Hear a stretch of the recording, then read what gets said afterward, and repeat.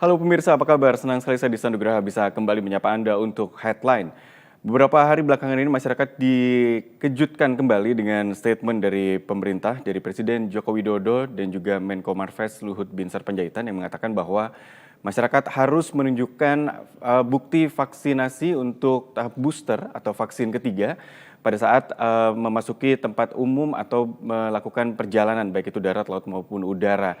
Ini yang dikatakan oleh masyarakat kembali merepotkan di tengah masyarakat sudah mulai beraktivitas seperti biasa, merasa bahwa kondisi sudah semakin membaik, tapi ternyata ada fakta di balik itu kasus COVID-19 kembali meningkat dengan adanya varian Omikron B4 dan B5. Meskipun keputusan ini masih akan diterapkan beberapa waktu lagi, tapi apa sebenarnya yang harus kita perhatikan dari kondisi yang ada saat ini dan apakah memang harus kita kembali pada kondisi menunjukkan bukti vaksin booster ketika melakukan perjalanan ataupun memasuki tempat-tempat umum. Kita bahas hari ini dalam Headline. Pemirsa, saya tersambung dengan beberapa narasumber secara daring yang sedang kami tunggu untuk sambungannya adalah Dr. Muhammad Syahril, spesialis paru MPH, juru bicara dari Kemenkes RI. Dan saat ini saya bersama dengan Dr. Windu Purnomo MS, Biostatika Epidemiologi FKM UNER. Saya bersama Dr. Windu. Dr. Windu, apa kabar? Baik Mas, Alhamdulillah. Ya, Dr. Windu. Sehat. Alhamdulillah. Saya bersama Dr. Windu terlebih dahulu ini untuk di sesi yang pertama ini. Dr. Windu, dari pengamatan Anda, kabarnya ini tren terus meningkat. Sejauh mana peningkatannya, Dr. Windu? Ya, jadi memang setiap ada varian maupun subvarian baru ya, itu kan selalu memang akan ada peningkatan kasus. Ya, kenapa? Karena kita tahu bahwa sebetulnya masyarakat Indonesia sendiri sudah memiliki kekebalan ya.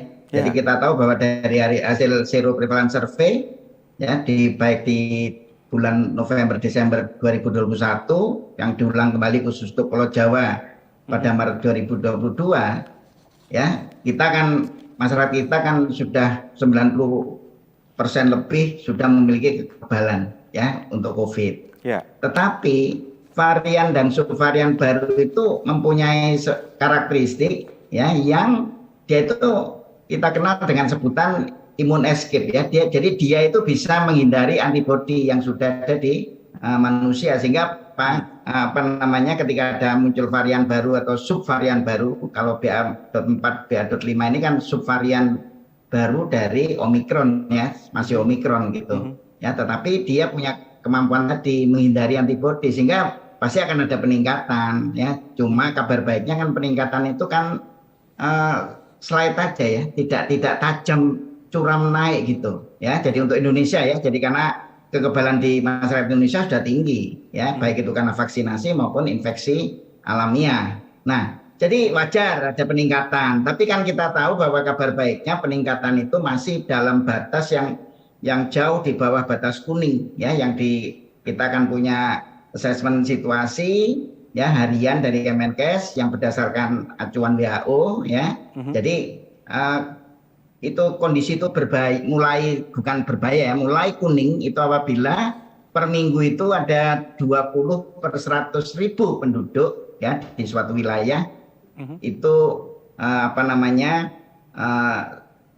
kasusnya positif. Padahal kita sampai hari ini itu masih 4,9 ya, jadi jauh di bawah 20 kan per minggu per 100.000 ya. Kemudian kematian malah turun ya, jadi dibandingkan 1,5 bulan yang lalu malah turun gitu ya, sekarang menjadi separuhnya hanya 0,01 itu 100.000, padahal batasnya itu 1 ya per 100.000 per minggu ya. Kemudian rawat inap juga stabil aja gitu ya, 0,43 per 100.000 per minggu, padahal batasnya itu 5 per 100.000 per minggu. Jadi 0,43 kan tidak sampai 1/10 dari batas kuning. Nah jadi artinya kita tidak usah terlalu khawatir, tapi waspada karena memang nyatanya ada peningkatan kan, meskipun slide ya masih batasnya masih aman, tapi kalau kita tidak mampu mengendalikan ya, nah salah satu pengendalian itu adalah vaksinasi ya, vaksinasi dan prokes, protokol kesehatan itu aja. Jadi itu Mas, kondisi sekarang kita ya seperti itu. Jadi artinya ada peningkatan tapi tidak tidak tajam, dan kita harapkan 1 minggu ke depan ini sudah mencapai puncak dan turun kembali gitu ya. Tetapi kalau kita tidak melakukan, masyarakat tidak melakukan hal-hal yang diperlukan ya di dalam rangka menangkis ya, serangan virus yang masih ada ini, ya kita kan bisa memang betul-betul naik tajam, dan itu tidak kita harapkan gitu. Ya. Itu Mas. Baik, Dokter Windu, kalau bicara tentang jumlah kenaikannya gitu ya, dari beberapa waktu yang lalu tidak mencapai angka ribuan dan sekarang sudah menyentuh angka ribuan per hari di Indonesia. Sebenarnya apakah memang yang dikatakan Omikron BA4 dan BA5 ini penyebarannya sangat cepat, ini menjadi bukti kondisi yang ada sekarang? Ya di dunia memang cepat ya Mas ya, tapi di dunia, di negara lain ya lebih cepat gitu ya. Tapi kan di Indonesia itu kan alhamdulillah ya, kita di Indonesia peningkatannya itu memang menjadi 1.000 2.000, tapi kan 1.000 2.000 itu dibandingkan puncak Omikron kita ya yang 56.000 itu hanya 3, sekian persen saja. Ya, hanya 3, sekian persen saja. Bandingkan misalnya di Arab Saudi sekarang ya, di mana para jemaah haji kita ada di sana. Ya, di sana ada 1 juta ada 1 juta orang lebih lah ya berkumpul di tanah suci itu. Arab Saudi ini sekarang kasusnya tingginya itu 20% dari puncak Omikron mereka. Ya. Indonesia hanya 3,5%, Mas. Ya, jadi artinya itu jangan terlalu panik, tidak usah paranoid dengan kondisi itu, tapi kita harus, yang paling penting itu masyarakat menjaga bagaimana supaya tidak naik, tidak supaya seperti negara-negara lain gitu. Ya. Dan di Afrika Selatan sudah turun, sekarang sudah puncaknya sudah di bulan Mei kemarin ya, Mei ya, dan sekarang sudah bagus lagi ya. Dan kita ingin seperti Afrika Selatan ya, segera kita turun, dan harapan kita turunnya mulai minggu depan lah, minggu depan, prediksi saya minggu depan, karena tanda-tandanya sudah ada ya. Jadi RT itu bilangan reproduksi efektif ya, kita sudah mencapai puncak tanggal 16-17 Juni kemarin, sekarang sudah turun gitu ya. Jadi artinya tanda-tanda itu mulai ada. Jadi tapi sepanjang tadi ya ada persyaratannya apa? Masyarakat, prokes dan vaksinasi. Itu kalau enggak, vaksinasinya tidak dituntaskan gitu ya. Dosis lengkapnya yang 2 dosis tidak lengkap, apalagi belum booster gitu ya. Nah, itu yang tentu akan bisa meningkatkan kasus mirip-mirip dengan di luar yang tidak kita harapkan, gitu Mas. Baik. Kalau bicara tentang waktu seminggu 2 minggu, memang kemarin pemerintah mengatakan bahwa 2 minggu lagi akan diterapkan untuk vaksinasi booster atau tanda bahwa sudah mendapatkan vaksin booster ketika masuk ke tempat umum, termasuk mal, perkantoran, dan juga untuk syarat dari perjalanan. Nanti saya akan lanjutkan diskusi kami, Dr. Windu. Kami jeda terlebih dahulu untuk membahas vaksin booster bakal jadi syarat perjalanan juga di headline hari ini, pemirsa. Kami jeda terlebih dahulu, kami akan segera kembali.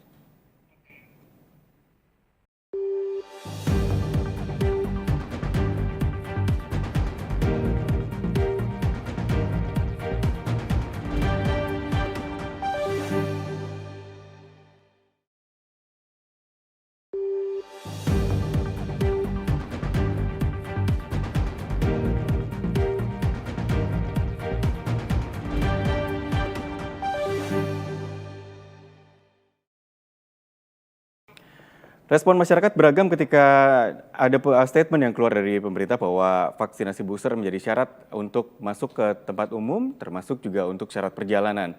Banyak diantaranya menganggap untuk apa lagi gitu ya. Tapi kita bahas hari ini terkait dengan rencana keputusan tersebut.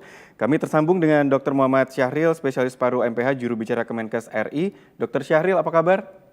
Ya, alhamdulillah baik. Salam sehat semuanya. Salam sehat selalu, Dr. Syahril. Terima kasih sudah bergabung. Dan saya juga sapa ada Dr. Agung Dwi Wahyu Widodo, ahli imunologi dari UNAIR. Dr. Agung, apa kabar? Iya, selamat pagi, Mas Dista. Terima kasih Dr. Agung sudah bergabung. Dan saya ke Dr. Syahril terlebih dahulu. Dr. Syahril tadi sudah dijelaskan di segmen yang pertama dengan Dr. Windu bahwa memang ada peningkatan dan memang ada rencana dari pemerintah. Apa yang bisa Dr. Syahril sampaikan terkait dengan rencana syarat vaksinasi booster ini? Nah, betul ya. Jadi karena kita masih masa pandemi, jadi fluktuasi bisa saja terjadi yang kadang-kadang kita tidak tidak duga ya, atau kita prediksikan. Nah, karena ini ada naik turun dan memang kita harus lebih waspada ya, gitu Pak Windu ya, harus lebih waspada. Satu adalah bagaimana angka naik ini tidak terlalu tinggi. Satu, yang kedua, agar angka kesakitan juga tidak terlalu berat atau tidak terlalu banyak. Nah, tentu saja perlu dilakukan pengetatan ya. Nah, pengetatan itu satu pengetatan protokol kesehatan, yang kedua adalah peningkatan cakupan imunisasi termasuk booster. Karena memang angka booster kita kan baru 24% dari target 50% yang atau disyaratkan oleh WHO, sehingga kita harus berjibaku betul ini. Ya. Nah, sebetulnya saat ini walaupun kurang ya, menurun. Kemarin begitu Pak Presiden selesai rapat terbatas kabinet itu sudah menginstruksikan, sehingga tidak ada alasan lagi kita ini untuk tidak mempercepat peningkatan cakupan ini. Tentu saja dengan berbagai upaya yang bisa diterima oleh masyarakat dan juga bagi seluruh pemangku kepentingan.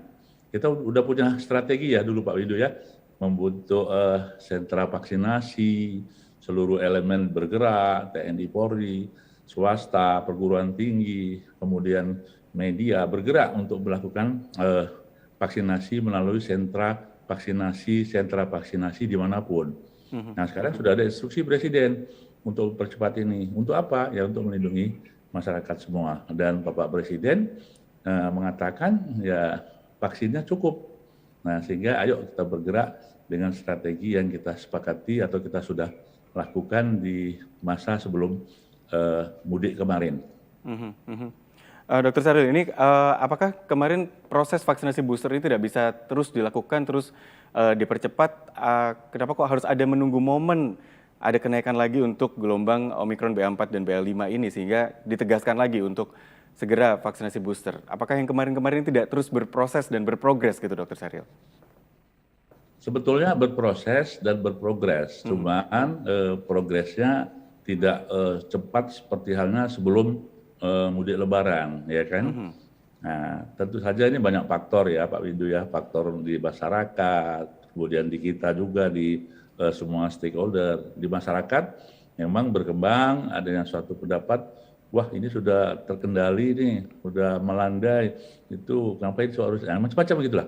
Tapi sekarang dengan adanya naik kasus lagi, ada lagi subvarian baru, maka ini harus kita naikkan lagi, karena ini adalah bagian dari upaya pencegahan maupun pengendalian. Nah tentu saja strategi yang harus dilakukan saat ini meningkatkan ya, seperti yang disampaikan oleh Pak Windu tadi, umpamanya menjadi syarat perjalanan, kemudian masuk ke tempat-tempat yang memang banyak pertemuan, ya, berjubel orang di tempat wisata dan sebagainya. Ini adalah suatu strategi, semuanya menjadi bagian untuk peningkatan capaian gitu, Mas. Jadi meskipun pemerintah sudah menyediakan vaksin boosternya, tapi kalau masyarakat tidak bergerak untuk mendapatkan vaksin ini ya tidak tercapai target itu gitu ya Pak? Betul, semua harus bareng-bareng ya. Dan satu hal penting ini mungkin, nah melalui Jawa Pos ini penting juga, lakukan komunikasi publik ya, komunikasi publik ke masyarakat, mungkin saja ada komunikasi yang perlu disampaikan lagi untuk mengedukasi, mengajak, mengingatkan. Tentu saja ya ini namanya orang banyak ya, tentu saja upaya-upaya ini harus kita lakukan. Baik, saya ke Dr. Agung terlebih dahulu. Dr. Agung, kalau bicara tentang vaksinasi gitu ya, ini yang dikatakan bahwa pemerintah mengatakan vaksin ada, siap gitu, dan masyarakat pun mendapatkannya dengan gratis cuma-cuma. Tapi kalau masyarakat tidak mengakses, tentu tidak ada proses dan progres vaksinasi itu tadi. Yang bisa Dr. Agung jelaskan nih, bagaimana masyarakat supaya bisa tergerak untuk bisa melengkapi vaksinnya dosis pertama, kedua, dan sampai ke booster? Iya, jadi kalau kita lihat data ya, Mas Dista ya. Kita lihat per 5 Juli kemarin kita sudah punya vaksin dosis 1 96%. Kemudian dosis 2 ini cukup tinggi juga 81%. Jangan booster 24,58% ya. Jadi ini menunjukkan dibandingkan vaksin dosis pertama dan kedua ini kan memang data kita untuk booster ini masih rendah ya, di bawah 50 tadi Dr. Syahril bilang. Tapi sebelumnya kalau tidak salah Di Jawa TV kita sempat diskusikan ini dengan staf ahli kepresidenan waktu itu. Sebelum hari raya, 1 bulan sebelum hari raya, itu memang disyaratkan perjalanan masih menggunakan booster waktu itu ya. 1 bulan sebelum hari raya. Jadi mudik boleh, asal booster. Waktu itu kan sudah Presiden sudah menginstruksikan seperti itu. Jadi ternyata waktu itu masih 16%. Ya, jadi sebelum hari ini 16%. Kemudian sekarang pada saat muncul varian Omikron baru, ya ini meningkat cuma 8%. Jadi kelihatannya apa yang dilakukan pemerintah dengan mewajibkan booster untuk perjalanan ini naikkan antara sebelum hari raya sampai sekarang ini sekitar 8% kenaikan boosternya. Jadi saya kira perlu strategi yang tadi disebutkan oleh Dr. Sahril memang bahwasanya masyarakat harus dilibatkan sepenuhnya. Sebelumnya memang sebelum hari raya itu pemerintah sudah menyiapkan semua ya seperti yang tadi disebutkan Dr. Sahril. Jadi ada TNI Polri yang menyiapkan. Kemudian saya lihat di puskesmas ini mereka juga menyiapkan siapa yang mau booster dan untuk lansia terus kemudian untuk siapa saja ya. Ini ternyata ya memang kurang. Tentunya saya setuju tadi komunikasi publik ya. Kemudian kita tingkatkan lagi. Mungkin sebagai persyaratan perjalanan ini merupakan salah satu strategi sebenarnya ya untuk meningkatkan booster. Tapi kalau kita lihat dengan yang kita lakukan beberapa bulan ini hanya menaikkan 8% saja, tentunya perlu push yang lebih keras sebenarnya supaya naiknya ya cukup untuk mendapatkan angka booster yang cukup tinggi. Dan kita tahu kenapa harus booster, itu yang penting. Ya karena memang muncul varian-varian baru. Sekarang ini kan yang sudah masuk ke Indonesia BA4 dan BA5. Ternyata BA2 yang selama ini mendominasi dunia, ini sudah beranak lagi menjadi beberapa varian baru yang kemungkinan masuk ke Indonesia lagi yang bisa menyebabkan fluktuatif. Ya, informasi terakhir dari Inggris dan beberapa negara di dunia. Gitu Mas. Baik, itu kenapa masyarakat memang perlu disadarkan untuk bisa mendapatkan vaksin boosternya. Saya ke Dr. Windu nih, Dr. Windu, kalau bicara tentang populasi Indonesia yang begitu besar gitu ya, cakupan vaksinnya juga tentu ada tidak meratanya di sana. Apakah ini juga menjadi faktor yang membuat angka-angka persentase tadi tidak tercapai, Dr. Windu? Gini, kan kemarin seperti yang disampaikan Pak Agung ya, Dr. Agung, kan di menjelang Lebaran itu kan ada pengetatan perjalanan itu kan sebenarnya tidak ada lagi ya, tidak ada. Tetapi boleh orang tidak perlu tes lagi, tes antigen atau PCR dalam perjalanan ya, maupun masuk ke area publik ya. Itu kalau sudah booster kan gitu. Jadi itu menjadi instrumen untuk mendorong masyarakat melakukan vaksinasi booster. Dan saat itu memang di sentra-sentra vaksinasi banyak orang berbondong-bondong mendatangi itu menjelang mudik itu ya kan. Tapi setelah pasca Lebaran ya, setelah arus balik selesai ya, pemerintah kemudian mengendorkan lagi ya kan. Untuk perjalanan internasional maupun dalam negeri itu untuk syarat tidak perlu tes ya itu diturunkan menjadi cukup 2 dosis, kembali 2 dosis. Nah itu masyarakat menjadi melemah ini daya dorongnya untuk datang ke tempat vaksinasi melemah, karena sekali lagi masyarakat ini banyak yang belum sadar bahwa vaksinasi itu sebetulnya melindungi mereka dari kemungkinan punya gejala berat sampai dengan kematian ketika mereka tertular. Jadi mereka itu ikut vaksinasi itu banyak yang karena dia mau pergi, ya mau belanja, mau mudik. Nah, jadi sekarang ya itu dikembalikan oleh pemerintah ya, sama seperti Lebaran. Jadi artinya kita kembali. Kenapa? Karena sekali lagi bahwa kita akan terus-menerus seperti ini, jadi akan muncul varian-varian baru, meskipun varian baru ini atau subvarian baru itu semuanya yang masuk dalam VOC ya, jadi variant of concern itu berasal dari luar negeri, dari luar Indonesia ya. Tetapi kan kita tahu bahwa munculnya mutasi itu karena tadi ya salah satunya muncul varian-varian yang seperti sekarang, subvarian baru itu karena ada ketimpangan vaksinasi, distribusi vaksinasi di dunia itu timpang. Oke. Ya munculnya itu di negara-negara yang di sana distribusinya tidak merata ya, dan banyak yang tidak divaksinasi. Kita lumayan lah Indonesia ini sebetulnya ya. Nah, jadi yang kita harapkan supaya juga tidak akan muncul juga varian-varian baru di Indonesia sendiri ya, dan supaya kita juga tadi sekali lagi melindungi masyarakat agar ketika tertular tidak jatuh sakit ke dalam gejala yang berat sehingga masuk rumah sakit dan bahkan meninggal. Ya, dan ini sekarang kan kita tahu bahwa Indonesia hospitalisasinya rendah saat ini. Ya, dan juga kematiannya juga rendah meskipun kasusnya memang sedikit meningkat ya. Baik. Nah, itu ya berkat salah satunya adalah vaksinasi.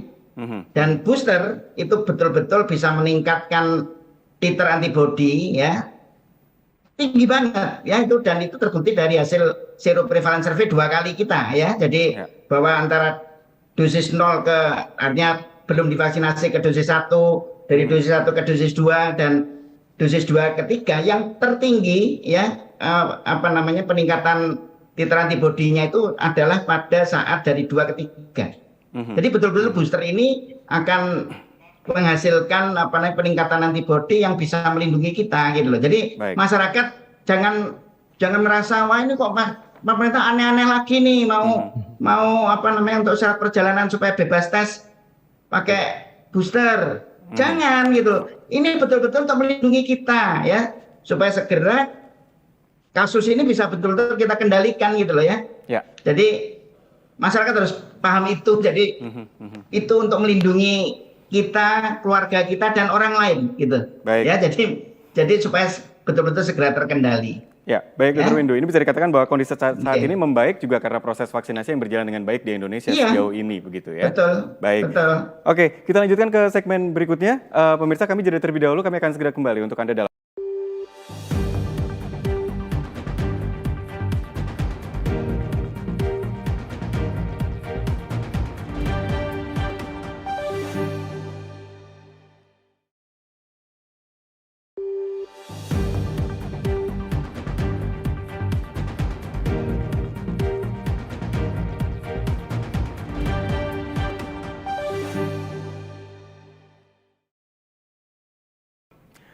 Ya, pemirsa, Anda masih bersama kami dalam Headline. Kami masih membahas tentang vaksin booster untuk syarat perjalanan dan masuk ke tempat-tempat umum.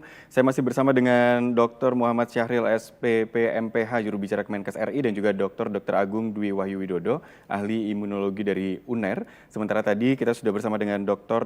Windu Purnomo, MS, Biostatika Epidemiologi FKM UNER, yang sudah harus melanjutkan aktivitasnya dan tidak bersama dengan Headline di segmen yang kali ini. Saya ke Dr. Agung terlebih dahulu. Dr. Agung, tadi yang dikatakan memang bahwa masyarakat berbondong-bondong mendatangi sentra vaksin untuk mendapatkan vaksin, tapi ini untuk syarat mudik lebaran pada saat itu. Jadi sepertinya masih belum bisa open mind untuk bahwa vaksin ini memang perlu untuk kondisi pandemi ini, untuk kesehatan bersama. Nah, ini yang membuat masyarakat juga masih merasa, wah, stok vaksin masih banyak nih, jadi harus ada kebijakan vaksin booster lagi. Persepsi-persepsi seperti ini yang harus diluruskan, Dr. Agung, seperti apa? Iya, jadi memang kalau kita lihat masyarakat ini mendapatkan informasi yang berbeda-beda, Mas. Di satu sisi dianggap pemerintah ini mengada-ngada, membuat aturan main baru yang notabene-nya pernah dilakukan. Padahal kalau kita lihat yang disampaikan oleh pemerintah, strategi ini memang tujuannya meningkatkan dosis. Beberapa teman di puskesmas juga merasa pada saat dicanangkan pemberian dosis ini memang banyak sekali ya masyarakat yang berdatangan. Tapi lambat laun sesuai dengan kebutuhan kelihatannya ya. Kemarin sebelum mudik rame, tapi setelah mudik ini, setelah hari raya dan seterusnya, yang berdatangan malah sedikit sekarang ya, terutama yang anak-anak ini dulu kan kita bisa kebut karena datang ke sekolah-sekolah, terus sekarang sekolahnya libur. Kemudian yang lansia dulu sempat ramai, sekarang juga menurun. Jadi di sentra-sentra puskesmas juga ada penurunan ini permintaan untuk booster ya. Tentunya harus ada strategi bersama, terutama tadi saya setuju bahwasanya komunikasi dan informasi yang benar terkait booster untuk masyarakat ini harus kita gencarkan memang. Karena mereka menganggap, saya kan sudah divaksin 2 kali, kenapa harus divaksin lagi? Malah yang beredar adalah mungkin 2 vaksin ini tidak memberikan efek sama sekali ke kita, sehingga kita harus divaksin lagi. Ini informasi-informasi seperti itu yang tentunya harus kita luruskan dan memberikan informasi yang benar. Sebenarnya booster itu buat apa sih ya pada masyarakat, sehingga mereka tahu dan meyakini bahwasanya booster ini memang untuk mereka ya. Jadi adalah memang strategi yang digunakan untuk menanggulangi COVID ya, seperti itu. Saya ke Dr. Syahril nih kalau seperti ini, berarti apa yang harus diluruskan? Mengingat persepsi-persepsi ini ya, seperti ini memang ada dan pada kenyataannya akhirnya semangat masyarakat untuk bisa mendapatkan vaksin pun juga menurun gitu di belakangan hari, meskipun sudah banyak juga yang sudah mendapatkan vaksin sampai ke tahap booster, Dr. Syahril. Ya betul sekali ya, Dr. Agung, luar biasa. Mungkin usul buat Jawa Pos pada saat diskusi seperti ini, baiknya ada diundang dong ahli-ahli komunikasi publik gitu ya Pak Agung. Baik, kami agendakan nanti Pak Syahril.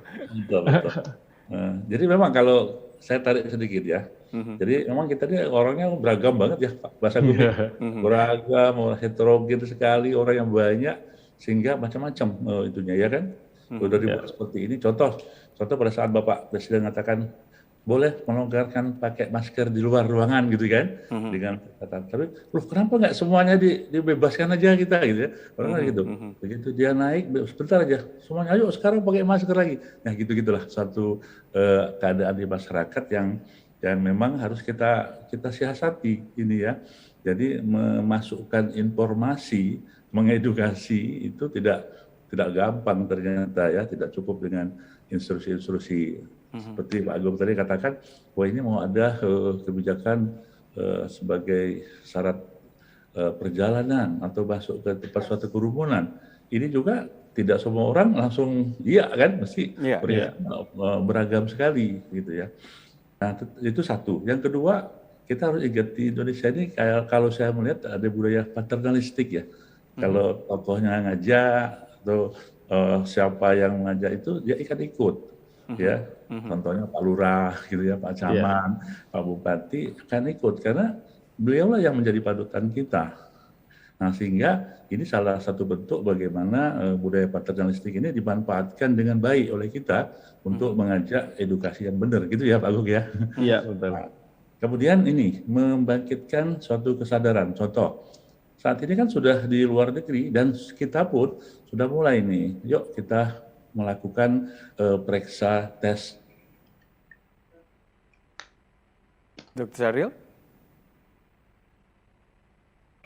Ya, seperti Dr. Syahril harus terputus sambungannya. Kami coba untuk mengkoneksikan kembali. Saya ke Dr. Agung. Sekali lagi kembali kepada persepsi Dr. Agung. Vaksin 1 dan 2 dirasa cukup gitu. Sebenarnya apa yang harus ditekankan lagi bahwa ini memang membutuhkan vaksin booster, Dr. Agung?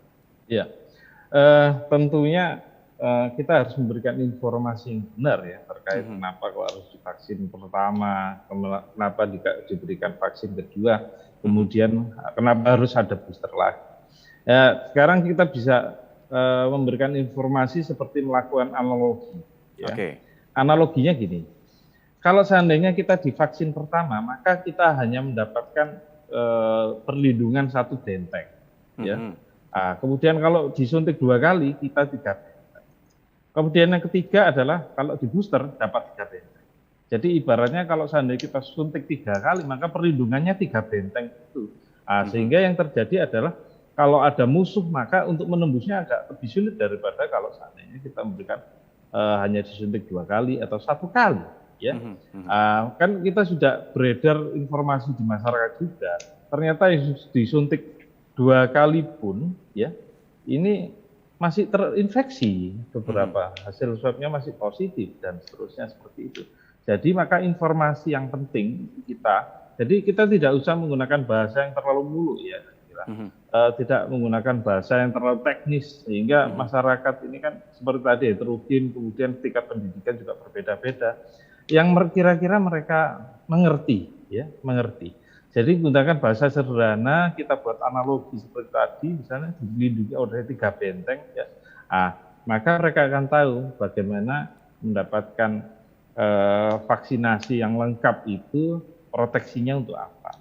Nah, seperti itu Mas Dista. Iya, ini perlu lapisan-lapisan benteng ini Dokter Agung, apakah ini karena memang varian virus dari COVID-19 ini yang terus berubah, atau memang standarnya memang seperti ini untuk vaksinasi? Sebenarnya kalau kita lihat dari imunologi ya, imunologi infeksi, memang booster itu memang dianjurkan. Tujuannya membuat sistem imun kita, terutama antibodi kita itu mengikat virusnya, mendeteksi virusnya lebih cepat dan lebih kuat gitu ya. Jadi kalau hanya 1-2 vaksin, itu ikatannya terhadap virus tadi lemah ya. Tapi kalau di booster saya kira beberapa waktu yang lalu diskusi dengan Dr. Andani, staf ahli Menkes itu juga beliaunya menyarankan kalau booster tidak sekali, booster itu harus dilakukan berkali-kali. Tujuannya memang selain meningkatkan juga, ya, ikatan semakin lebih kuat lagi. Jadi kita mendapatkan antibodi yang kita sebut hyperimun. Hyperimun ini adalah kuat banget antibodinya. Jadi kalau membunuh musuh ini levelnya seperti itu. Kalau kita lihat dari sisi virusnya, memang kita tahu virus ini selalu bermutasi ya. Jadi menjadi awalnya dari alfa, beta sampai seterusnya, kemudian jadi omikron. Omikron ini juga mengalami mutasi-mutasi lagi, BA1 sampai kemudian BA5, kemudian sekarang muncul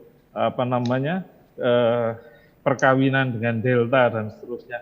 Jadi sebenarnya memang kita harus melindungi diri kita pribadi, yaitu dengan vaksin, dan melindungi dari serangan virus ya tentunya dengan prokes. Mungkin itu yang harus ditekankan kepada masyarakat. Jadi kalau hanya mengandalkan vaksin sebenarnya, kita masih kurang. Karena apa? Kita masih terus mendapatkan serangan dari luar. Cara melindungi serangan dari luar virus itu adalah ya dengan prokes tadi, terutama menggunakan masker. Karena yang diserang lubang hidung kita, mulut dan mata, tidak yang lain. Jadi masuknya virus itu harus kita jelaskan kepada masyarakat ya lewat 3 itu. Jadi kalau 3 dilindungi, maka ya sudah kita lebih aman daripada hanya menggunakan vaksin saja. Oke, jadi ini satu paket ya Dokter Agung, bahwa vaksinasi dan juga prokes ini satu paket, bukan ketika vaksinasi sudah dilakukan lalu prokes bisa ditinggalkan, atau tidak usah vaksin saya lakukan prokes saja, itu bukan itu jawabannya Dokter ya? Iya, jadi memang prokes dan vaksin ini satu kesatuan sebenarnya. Baik, Dokter Syahril sebenarnya juga tersambung lagi, tapi saya harus jeda terlebih dahulu, nanti saya lanjutkan ke Dokter Syahril. Kami kembali saat lagi pemirsa dalam Headline, tetaplah bersama kami.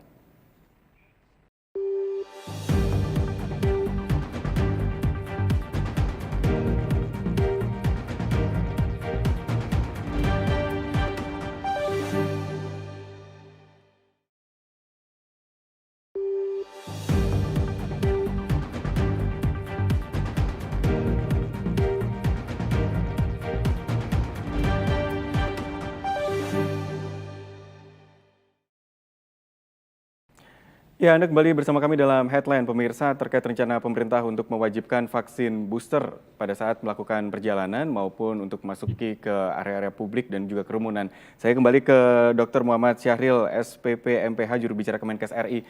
Dr. Syahril, melanjutkan lagi persepsi masyarakat tadi bahwa dikatakan, wah ini ada program lagi diwajibkan untuk booster, sepertinya stok vaksin masih ada dari pemerintah dan akan order lagi nih untuk proyek lagi pengadaan vaksin. Sebenarnya kondisi vaksin di Indonesia seperti apa sejauh ini?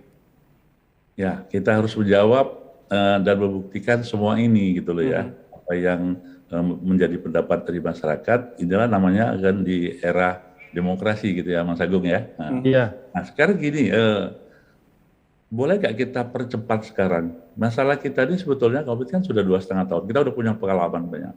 Nah saat ini, hari ini, kita menghadapi adanya kenaikan kasus, gitu kan? Yang akan mengancam kita, itu Pak Agung ya. Nah sekarang mungkin kita tidak perlu lagi banyak berdebat, sekarang yuk kita action, Masalahnya kan tadi bagaimana kan mengajak masyarakat kan sebetulnya kan, bagaimana menggerakkan masyarakat, ya kan? Walaupun itu adalah kebutuhan mereka sebetulnya, kan masker itu kan kebutuhan masyarakat kan, kebutuhan kita semua kan, nah, bukan kebutuhan orang lain yang katakanlah jauh di sana kan, tidak kan. Kemudian yang kedua vaksinasi seperti yang Mas Agung katakan juga kebutuhan masing-masing kan, sudah disediakan lagi, tapi kok masih sulit.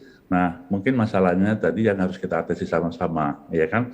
Jadi nanti keandaikan keluar suatu kebijakan pemerintah menjadi persyaratan karena sudah terbukti adalah memang bagus itu, tapi harus diikuti seperti Pak Sagung katakan tadi.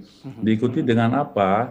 Yaitu memberikan edukasi, informasi dengan komunikasi publik yang baik, ya, dengan budaya paternalistik yang baik.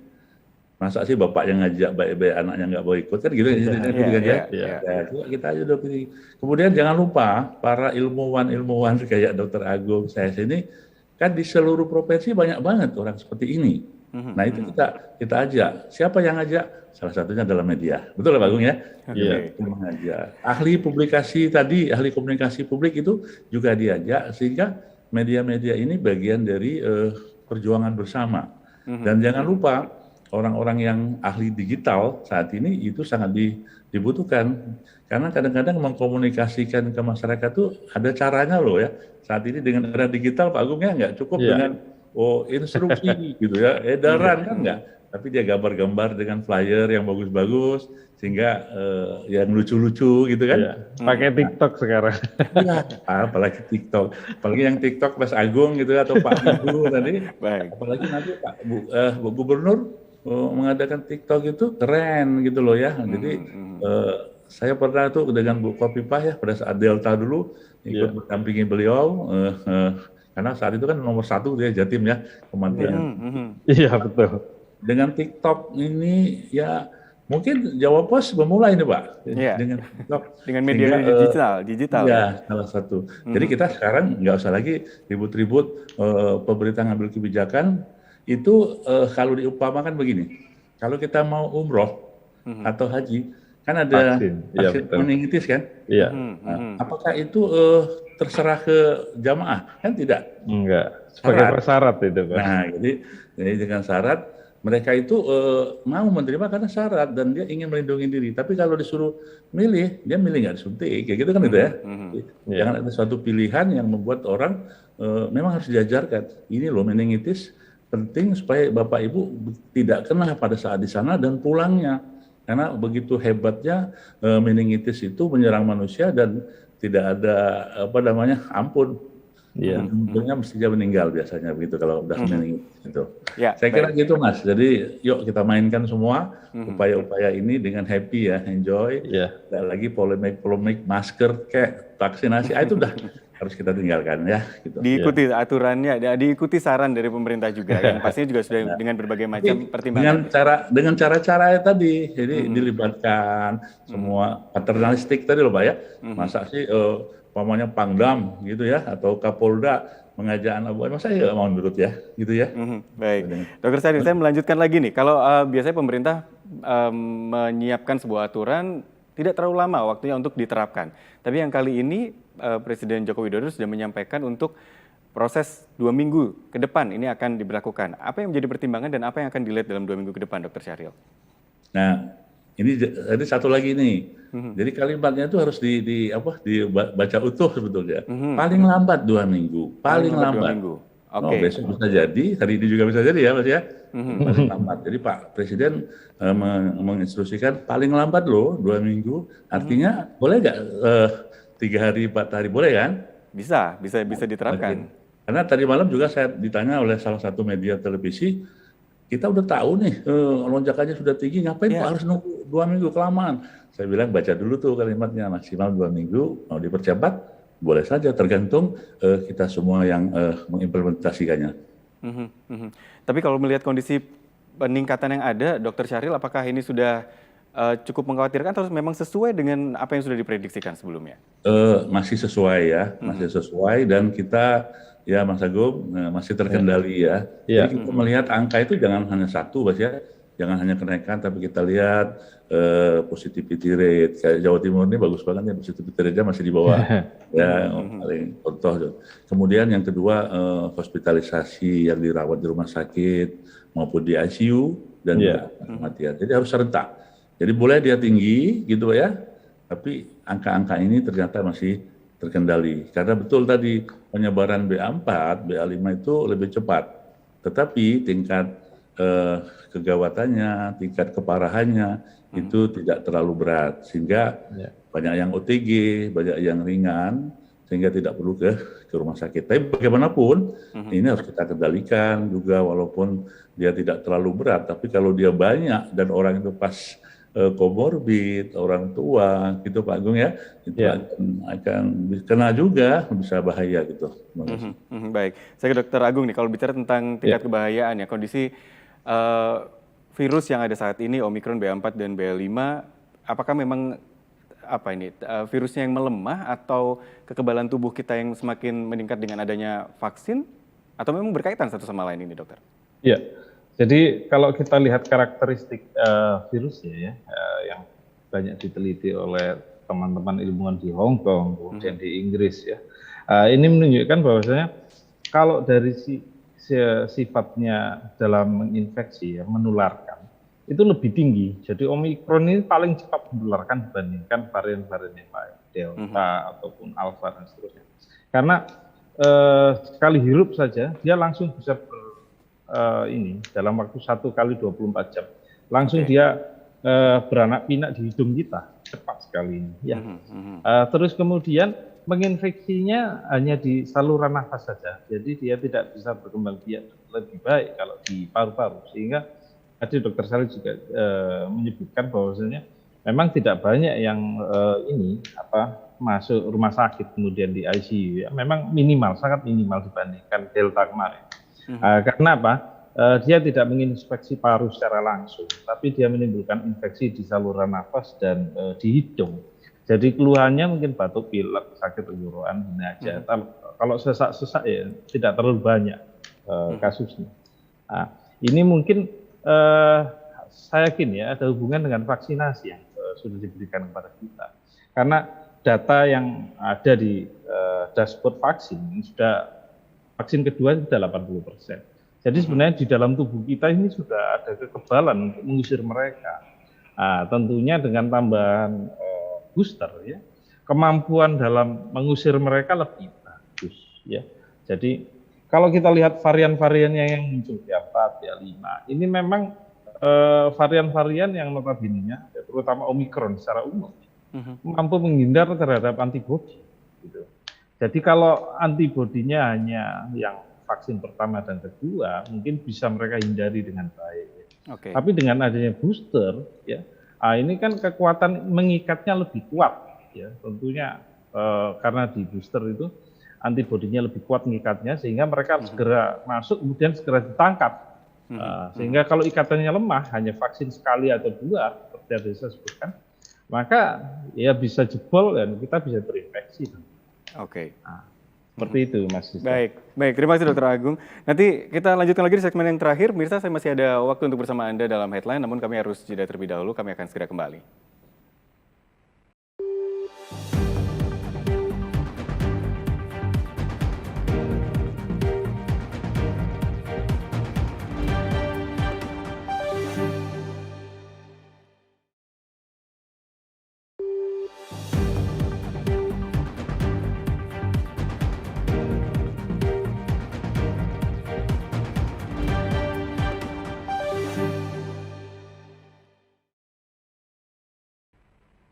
Ya, pemerintah berencana untuk menerapkan aturan wajib vaksin booster, tapi bagaimana kemudahan masyarakat untuk bisa mengakses vaksin ini untuk mereka yang masih belum mendapatkan vaksin booster? Saya ingin kembali mengkonfirmasi ke Dr. Syahril. Dr. Syahril, pemerintah menyiapkan aturan dan masyarakat yang belum mendapatkan vaksin booster dapat jaminan kemudahan untuk mendapatkannya?